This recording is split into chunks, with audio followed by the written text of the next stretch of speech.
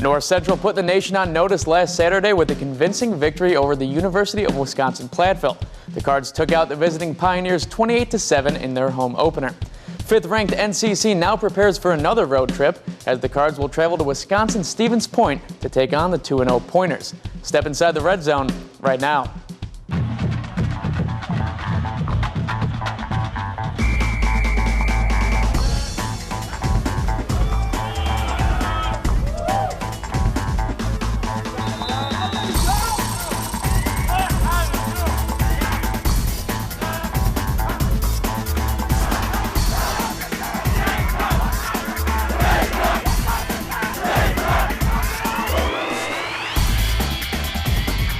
Welcome inside the red zone. I'm Zach Groth. As always, we welcome in North Central football head coach John Thorne.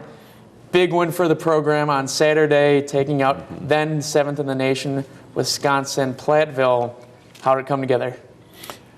Well, it was an exciting game, and we were really happy that our starters got to play a full 4 quarters. You know, it's really important for them to have to fight for 4 quarters, and this early in the season especially. So we were very happy. Ryan Ken, of course, had a great game again this year, just like he did last year against them, with a huge day rushing the ball. And then Mike Monterrubio on the defensive side, he just really 14 tackles is a lot of tackles, you know. So we had a lot of great plays, though. Coach, let's take a look at how the Cardinals were able to steamroll one of the top teams in the nation. Here are the highlights. Home opener for the Cards, a rematch against 2013 playoff opponent Wisconsin-Platteville. First Cardinal drive, Dylan Warden connects to Peter Sorensen. 16-yard pickup moves the chains. Later in the drive, Warden rolls right, throws right, and hits freshman Ryan Kuhl by the sideline. 13 yards for the Neuqua Valley grad. Red zone action now. Play fake opens up space for tight end Colton Kaczynski. 8-yard touchdown toss. Cardinals strike first. Defense also starting off on fire. No one in front of Kevin Schroeder. Blast Corrigan, fumble recovery, and touchdown for linebacker Nick Samuelson. Up 14 now, Cardinal offense on the move. Ken takes the handoff and finds a lot of open space on the right side. Last year's standout nets 22 on this run. Threatening now inside the 10, Kent carries, spins off the first defender, and crashes through the goal line. 3-touchdown lead for NCC in the first quarter. Pioneers add a touchdown in the third, threatening again to start the fourth. But Corrigan caught off guard by the snap, fumble covered by Cardinal Peter Mann. Major miscue by Platteville. On the resulting drive, the Cardinal O-line creates a huge seam for Kent, and he does the rest. Down the left sideline, Kent tumbles into the end zone to put this game out of reach. NCC knocks off Wisconsin-Platteville once again. Kent finishes with another video game stat line. Talk about that play. Everything turned really quickly in the first. You had a good starting drive capped off by Kaczynski's touchdown, and then that huge sack fumble touchdown play. Yeah. What's going through your head as that happens? Well, it was very exciting, and Kevin Schroeder made a tremendous play. Coaches called a blitz off the edge, and quarterback didn't even see him coming, and it was a big hit, and then all of a sudden, that ball's on the ground.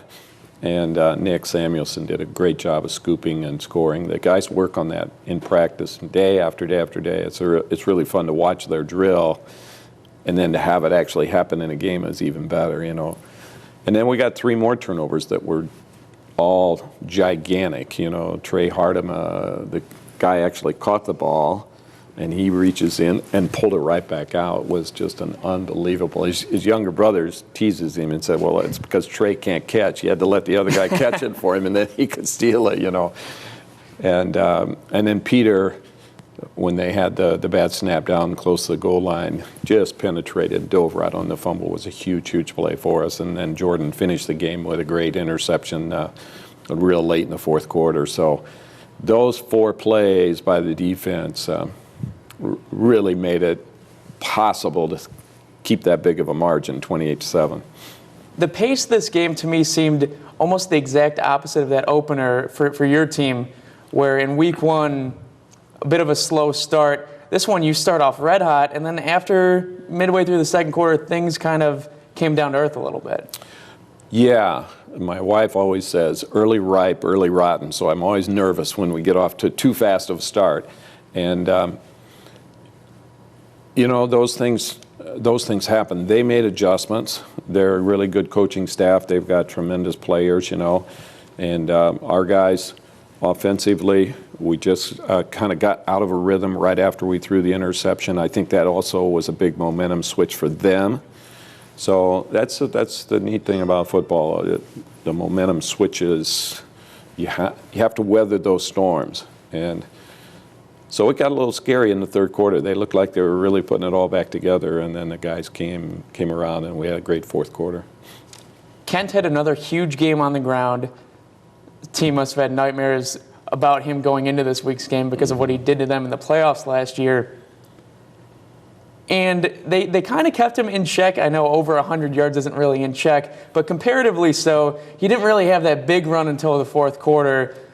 But all game, the offensive line did an outstanding job creating seams for him. What did you see in the trenches setting up those Kent runs? Well, it actually, Ryan was doing a great job of making something out of nothing on a bunch of those runs. We did get some really good blocking on a few of them. But you could tell their defensive staff had really worked hard. We're gonna fill these lanes, and so we did have to bounce a lot more plays outside than what we would like to. And then the quick trap in the fourth quarter was what really popped open for the big yardage. And then we got a couple downfield blocks from our receivers, and Ryan just did the rest all by himself. So we've got work to do there yet. It wasn't as good of an offensive performance as we had against, you know, St. Norbert the week before by any means. There's lots of little things that we got to do a lot of work this week to get some stuff fixed, but it was good enough to win the game this week, and we were happy for him. It almost became a one-possession game in the fourth quarter, and it was the first play of the fourth quarter. They're coming out of the quarter break to get such a bizarre play like that where the quarterback isn't ready for the snap coming out of a quarter break. Yeah, I don't know what happened there. It was funny. The center had a towel hanging in the front. It almost looked like the football might crash into the towel every once in a while. I mean, everything about that whole play just seemed, like you say, very bizarre. And but when the ball moved, not every lineman moved. So he definitely snapped it on account or on some noise that he thought he heard that I don't think the quarterback had called. But Peter is a nose guard, so he's staring right at the football. And he penetrated very quickly and pounced on it. It was exactly what we needed at that time. Take a little bit of pressure off of everybody. Well, regardless of how it happened, huge win for the program, convincing, now 2-0. And when we return, we'll see how the Cardinals are preparing for another non-conference opponent they defeated last season. Stay right here.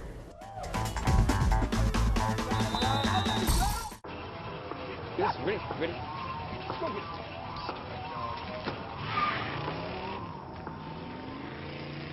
Oh, come on, Randy. Animal shelter, here I come. And no, I'm not crazy or emotionally damaged. That's a stereotype. I just belong to a total loser. I'm a good dog. So if you want a pet, adopt. And if you see Randy, tell him he dropped his wallet.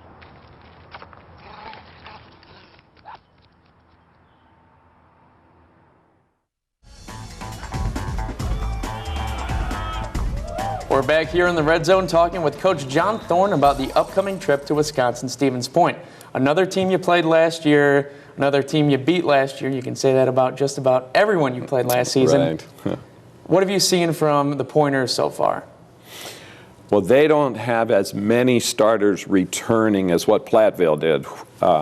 Whether that's good or bad, we don't know, because they do have a freshman that came in and rushed only 5 carries in the fourth quarter, come from behind victory. He scores 3 touchdowns and over 100 yards in 5 carries. So that's a new thing that we really have to look at seriously. We don't know whether he'll be the starter or not, but obviously they have to get him more touches. So they're a big team, like all the Wisconsin schools. They're very physical. They've got good speed. They're very well coached. It's going to be another one of those really tough battles for the Cardinals. But we're really excited about going up there. It's going to be their homecoming, and it's also their pink game where they're fighting cancer. So it'll be an exciting atmosphere. They're going to actually wear pink jerseys. Sounds like a pretty big event. With so many new faces on your roster playing big roles already early in the season, how do you prep guys like that for big games like this?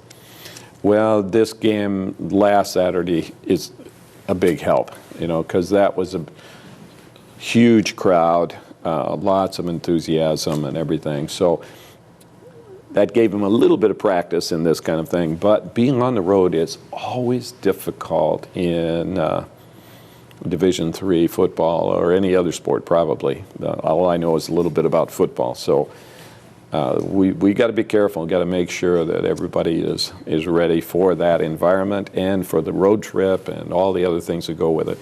Well, those newer faces have already made their mark on both sides of the ball this season. These early contributions are the subject of this week's What's the Word? We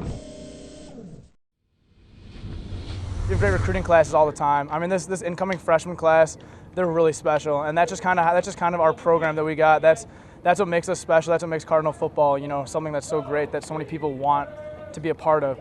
So I think it's just the fact that we recruit very, very well. And people step up in camp. I mean, Egan came in and had a great camp, and he's just been playing really, really well. And a huge surprise to me, huge surprise to coaches, and it's been great. Definitely filling some big shoes, but I grew up with AJ, and coming in, he was one of my biggest mentors, him and Sidarsky both, and they helped me a lot. So I got a little bit of both of their games, I like to think, and it's been working so far. Coach talks about this, and this is really the Cardinal program philosophy is we develop people and play people late in the season and get people snaps last year, and we were getting experience last year, and we knew what we had on our team and our depth chart, and we want to show the world that Cardinal football is a tradition and that no matter who it is on the field, that we can come out and play up to a high-level D3 powerhouse. This Pointer defense has looked vulnerable early in their game so far. I know they fell down 17-7 against Albion and gave up 21 points in a quarter against College. Is that another situation where you're going to want to strike fast like you did last week? Well, it's always fun to try to do that. We were joking last week, our defense has not started fast traditionally all of last year. And same thing happened at St. Norbert. And then all of a sudden, this last game, they started and the offense was clicking. That would be nice if we started that way again, but we'd like to maintain it longer if we do get a fast start. I'm sure they're going to be really, really well prepared for that first quarter because they don't want to keep starting slow either. So it'll be a battle. Your run game had success against almost everyone last season. This was one of the rare exceptions. 41 yards on the game, averaging under 2 a carry. There were some issues in that game, in the run game, and how do you adjust to this defense this year? We're going to try a new thing called blocking and see how well that works. And we're even going to try tackling on defense a little bit better. So we had some confusion last year. They did a great job with their scheme up front, and our guys just couldn't quite get on a roll in that game. So it was really pretty scary game for us because we thought, oh my gosh, we thought we had all these great linemen, and then all of a sudden it just didn't work that day. Luckily, it came back together in a hurry, but it was a really tough game, and we expect it'll be a battle this year too. If the run gets off to a similar slow start, what kind of pressure do you think that puts on Dylan Ward? And two sophomore quarterbacks matching up in this game could be an interesting series of events in regards to those two signal callers. Absolutely, yeah. I think Dylan was a little nervous this last game. It was the first really big stage to be on for him, and this one's going to be very similar to that. So We're going to work an awful lot on accuracy with both Dylan and Tyler this week. They hit a little rough spell last week, and some of their mechanics kind of fell apart here and there. And so the ball was in the general area, but not totally accurate. So he was only 9 for 19. If we throw under 50% and we have trouble running, we're going to have a hard time winning. The defense is going to have to win it, or the special teams are going to have to make some plays. Coach, best of luck to you on Saturday. Thanks for stopping by. You're welcome. After a quick timeout, we'll talk with a couple Cardinal seniors about the team's hot start to 2014. More Red Zone after this.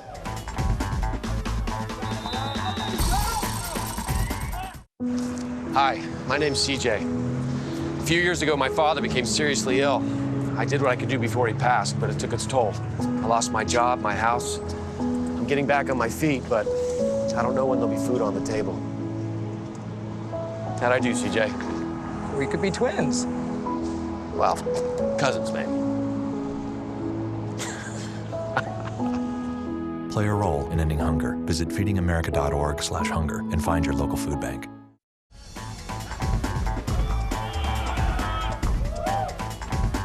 Welcome back inside the Red Zone. Now joining the set, two seniors who made a big impact in the home opener. Running back Ryan Kent and linebacker Michael Monterrubio. Guys, thanks for stopping by today. Thank you for having us. Thanks for having us. Okay, in that game, a huge hot start for you guys. How much of that is due to the familiarity that you had with this program and knowing a little bit about how they approach things early on in the game? You know, that is obviously a huge thing, playing these guys back-to-back at home like that. And they didn't really change much with their scheme. They returned 11 guys, and they had a lot of the same tendencies, so that definitely helped out a lot. Yeah, defense, I mean, looking at them from a defensive standpoint, they did a lot of the same things as they did last year, and we had a pretty good game plan on them last year, and kind of took those same aspects and just tweaked them a little bit, so we were well prepared for them. Another road trip up to Wisconsin on Saturday coming up. Familiar with Stevens Point? You guys played them last year. Ryan, the running game had a lot of issues in that game. What went wrong in 2013 against this team, and how do you adjust? Well, obviously, we were talking about the snap that went over my head. We lost several yards on that. That didn't help. But we need to be more sound in our blocking scheme. The running backs need to hit the holes harder and be confident in making one move and going. The Cards and Pointers know each other well after two high-stakes games in the past 2 seasons, but for NCC senior Jordan Dean, the familiarity runs deeper than that. We examine his connection with the Platteville wide receiver in this week's Cardinal Corner. Right side, he'll go deep. Into traffic, tipped away by Jordan Dean. NCC's last 2 home games have come against the same opponent, the University of Wisconsin-Platteville. The two teams learned a lot about each other in the past 8 quarters of action at Benedetti Worley Stadium, but 2 of their stars were already well acquainted. Cardinal defensive back Jordan Dean and Pioneer wide receiver Trevor Whitehead have known each other for a long time, a friendship that dates back to their 2nd grade football team. I was the quarterback, he was a running back. I always hand the ball off to him, he would do his thing, get some touchdowns, and then I think we went undefeated that year. Yeah, we went undefeated that year, so it's been a privilege to play with this guy all my life. We've had such a tight bond since we were little kids.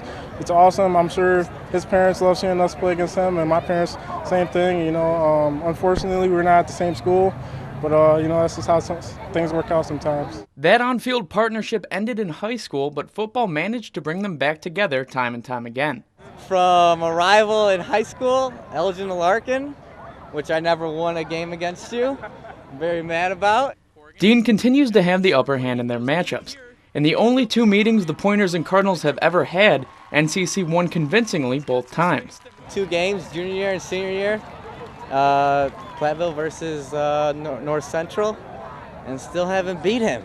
Gosh, I think he has to be on my team. I don't really brag to him about it, you know, I don't. He said it, I didn't. So, I mean, it's awesome, you know, being able to get those wins against him, but they never come easy like you saw today. Whitehead leaves Naperville on the losing side once again, but his incredible helmet-assisted touchdown grab was among the most impressive plays of the night. Dean was quick to congratulate his old friend on his performance, and the mutual respect between the two remains high. Last year, he was like, man, you're the best. And I was like, man, you're the best. I was like, next year, you better get, all conference, because I saw he didn't get all conference last year. So I wish the best for him all the time. I know he's fast. I know he's a competitor. It's hard to, determine how much heart he has because he has one of the biggest hearts, and he never gives up. So I like that about him, and it's awesome playing against him. All right, Jordan helped close out that game with the huge interception, earned a little bragging rights for himself with his childhood friend. What did you see in that game, Ryan, to help you break out late in the game and get that huge touchdown run to help put things away? Well, it was trap for that long run, if that's what you're referring to, and they brought the blitz up the middle. In our gap scheme, when there is blitz, we usually attack it pretty well, which is what they did a lot last year, which is why we had success. So the Mike came up the middle, and John Hosey did a great job adjusting and picking him up, and we had a huge scene because of it. And Mike, 14 tackles for you after missing the opener. How are you feeling right now? Are you ready to continue that hot start and bring that on in the next few games? Yes, sir. It was hard sitting out the first game, but obviously our team did a great job coming together. And it was just exciting to be back, really. It's just, it's fun. So that's why we do it. And Mike, this team, the Pointer squad, they've gotten off to kind of slow starts in their first two games, but have gotten stronger as the games progress. How important is it for you to make sure that they don't start building momentum in the second or third quarter, similar to what Platteville started to do before they turned the ball over? It's going to be greatly important. We're not, we also, have struggled with that in the past. I know last year we had a hard time starting fast, and it was a nice change this past week. But if we get up to a good start, it's just going to have to be, pedal to the metal, keep pushing on them, and don't let up. And Mike, you kind of turned into a defensive back last year against this team, 2 picks. What was working for you eyeing the quarterback? I know they have a new signal caller this year, but great job forcing some pressure and causing some turnovers last season. Yeah, it was just playing into our system, our defensive system. The coaches are going to put us in the right spots, and they just expect us to make plays when they're available to us. So it's going to be the same this year. Just do exactly as the coaches are saying, and when you're in the right spot, catch the ball. Ryan, what do you expect out of Dylan Warden this week? He had a great week 1, came down a little bit against a very tough Platteville defense this past weekend. What have you seen out of him, and what do you expect from him going forward? I expect Dylan to stay composed. He's a very composed guy in the pocket and on and off the field. As Coach was saying earlier, he needs to fix some mechanics, and I'm 100% confident that he'll get the job done this week. How much of the success in this game will depend on a hot start by the offensive line? I think it's more consistency throughout the game. We're going to have to grind and really prove that we can run the ball against these guys, and that all starts with the offensive line. Flip side, D-line, Michael, what have you seen from Peter Mann's group so far, and do you expect them to continue that success early against the Pointer squad? Oh, yeah. They've been phenomenal so far. We've had a couple of key injuries that have been tough on us, but the remaining guys and the guys who have stepped in have done a great job. And, we just expect consistency. We expect to come back and do the same thing this game. You're going to be putting pressure on a sophomore quarterback like Warden. They are also starting a sophomore quarterback transfer to the school, so he has a little bit of experience coming in, not completely a fresh face. But you want to get inside someone's head like that, a younger guy. How do you cause some havoc for him early in the game? Sure. It's going to be huge just pressure-wise in the beginning. You can't let him be comfortable in the pocket. You're going to have to make him run around, make some quick decisions, and hopefully with his inexperience, he'll throw up the ball for some picks. Guys, I want to thank you for stopping by the set today. We appreciate you joining us, and good luck on Saturday. Thank you. Time for another short break, but when we return, NCC Sports Information Director Clark Tuscher will join us to recap the recent action of some of the other Cardinal Fall sports.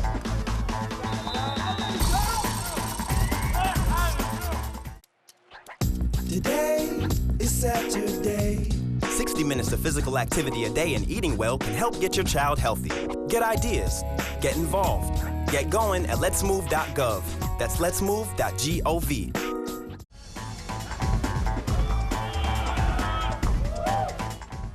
Thanks for joining us back here in the Red Zone. On the set now to talk North Central fall sports, we say hello to Sports Information Director Clark Tuscher. Welcome back, Clark. Thanks, Zach. Good to be here. Women's cross country had a pretty strong showing last Saturday at St. James. What did you notice from the group, and where do you think that program's headed in the fall? I think, in terms of order of finish and everything, it was pretty consistent with what happened in their first meet of the year a week earlier. They got a little later start than a lot of the other programs. Their coaching staff really kind of relies on them to be ready to go when they come into camp and be ready to compete, and they certainly were. You have a leading finisher like Megan Costanzo each of the first two meets. She had some injury problems last fall, bounced back and won the 10,000 meters at the CCIW Outdoor Track and Field Championships last spring. Certainly looks like she's ready to go this year. Costanzo really looks like she's emerging as not only a leader in terms of times, but it's just someone to rally around for that team. Do you see that? Yeah, it's a fairly young team. They've only got 2 seniors on the roster this year. And Megan, as a junior, she's somebody that has had success competitively. Has an excellent attitude. She's a good communicator. She's somebody that the younger athletes have been able to kind of feed off of and rally around as this early part of the season has gone along. Let's shift gears a little bit. Men's soccer got their 4th win last week in a very odd way. That game was bizarre to say the least. Mm-hmm. You get a red card early on by Hugo Gomez on Benedictine, completely changes the tone. Really chippy, a little attitude in that game. What did you see? Well, it's a game between 2 teams that are 2 miles away, and a lot of these guys played against each other in high school and club soccer.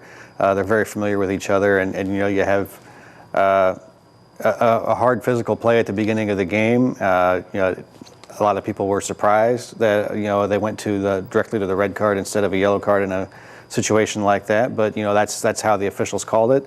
Benedictine actually stops the penalty kick on that to negate that penalty, at least for the time being, but had to play the rest of the game a man down. And it took a little while for North Central to be able to kind of cash in on that, and they got. That's the second goal, wound up being a pretty big one because Benedictine was able to put one on, just before the time ran out. So I think anytime those 2 teams get together, well, anytime you have, 2 rivals that are that close with that many guys that are familiar with each other, you run the chance of having that kind of a thing. And it's just fortunate for the Cardinals that they were able to kind of persevere and mentally, stay strong and come out on top. It's a big time of the year for women's soccer as well. They start conference play on Saturday. 3 wins already for the team, already beating their total from last year. They look vastly improved. You have a roster 2/3 full of new-coming players, and many of them were pressed into service right away. One of the returners we do have back is our goalkeeper, Nikki Seaton, who was a starter all last season, has been very solid in goal so far. They've got a lot of these young players are offensive-minded players, which we needed. That's a team that's really struggled to put the ball in the net last year, so that was really a priority for them in recruiting, and it's good to see that those efforts paid off. Clark, thanks for stopping by. I look forward to seeing you again next week. Thank you.